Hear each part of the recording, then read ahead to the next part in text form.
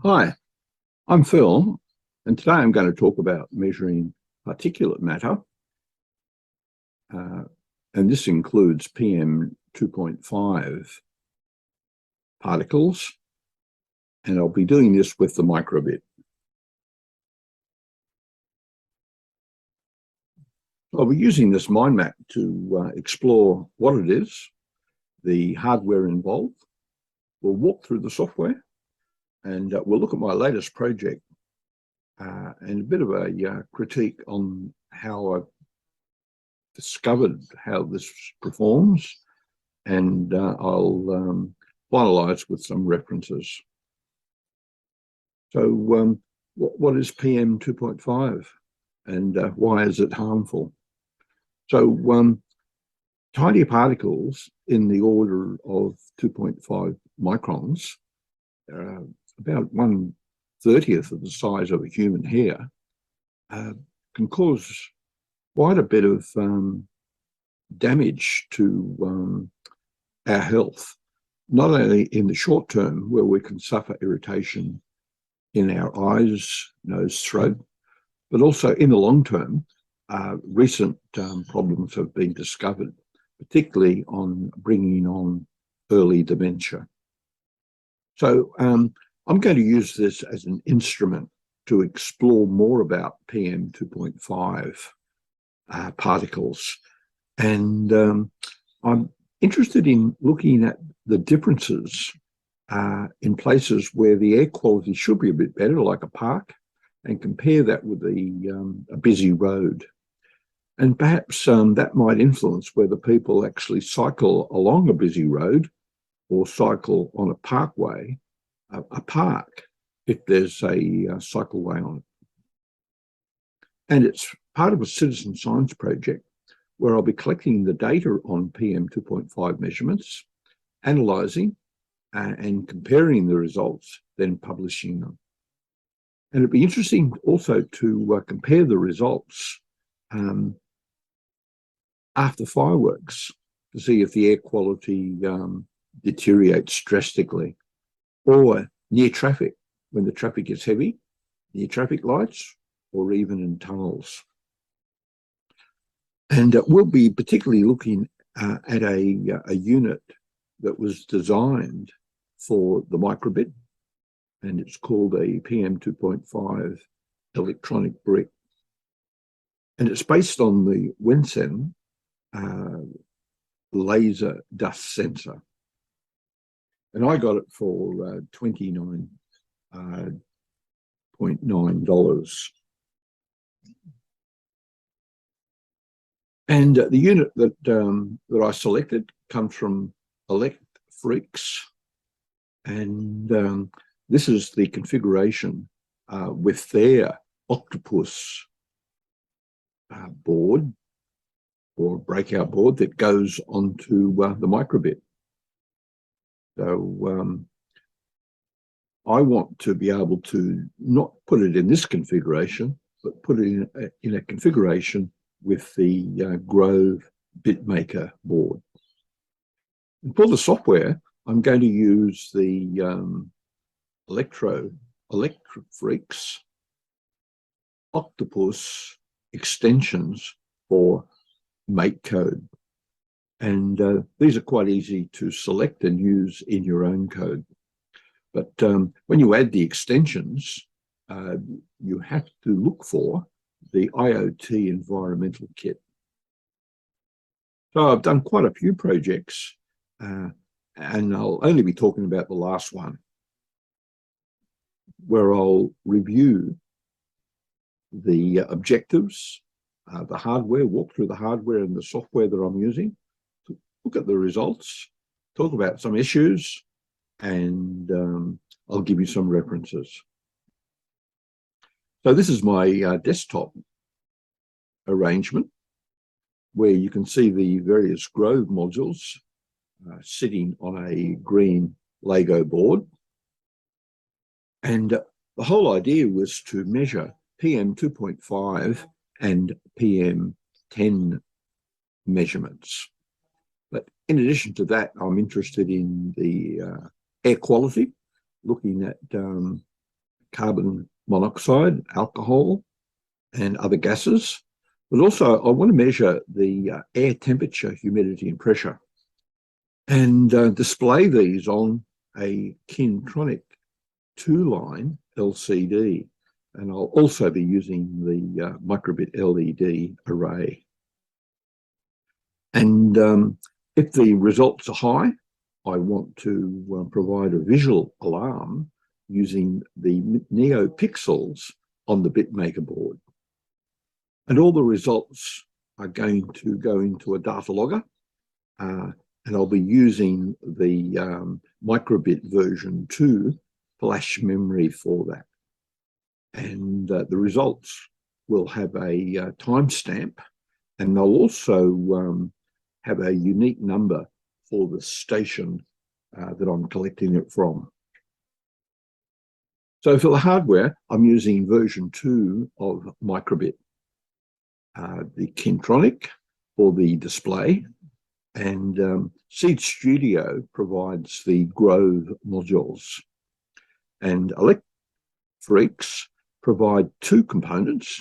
The first one is the Octopus PM2.5 module, and that's the key module that I'm using in this project.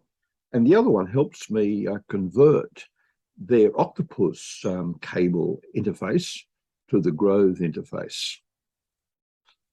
And BitMaker collects data from all of the Grove devices and from the PM2.5 sensor, and sends those to the Microbit. Seed Studio provide the Grove modules, including the Grove BME280 that collects the air temperature and humidity and pressure, and it also provides the Grove air quality sensor and the Grove real-time clock. And because there are 2 I2C devices, I need a Grove I2C hub.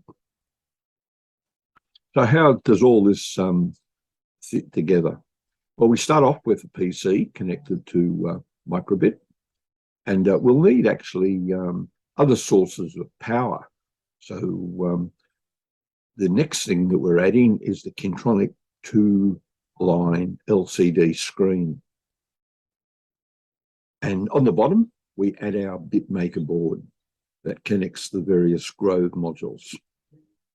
And here we can see on port 0, we've connected the Grove air quality sensor, and the ELECFREAKS PM2.5 module goes to port 2. And on the right, we've got the hub, and that connects to our BME280 and the real-time clock. And we use the buttons A for resetting the real-time clock, and we can change the station number with button B. So let's walk through the software, and it's all done in MakeCode. So additional extensions are used for the data logger and also for the PM2.5 sensor and the NeoPixel display. So on startup, we set the program name, and we set up the parameters for the NeoPixels. 2 of them will be used for the PM2.5, and the other 2 are used for the PM10. We set up the parameters for the PM2.5 and the PM10, the maximum or the threshold values, and we set up the headers on our data logger. And finally, we set up the display, the LCD, and show a simple message right at the start. And we initialize the BME280. So we don't use the forever block, And all the activity happens around a timing scheduler. So every 30 seconds, we call 4 functions. We get the PM values. We get we check those values, display the results on the LCD, log the results, and show the PM2.5 measurement on the Microbit LED array. So besides getting the PM values, we're also getting the air quality and the BME280 parameters. And we display those on the LCD. The top line shows the PM2.5 and the bottom line shows the PM10 together with the air quality. Then we check the results against the threshold, and if they're higher than the threshold, we show a red NeoPixel LED, otherwise it's blue.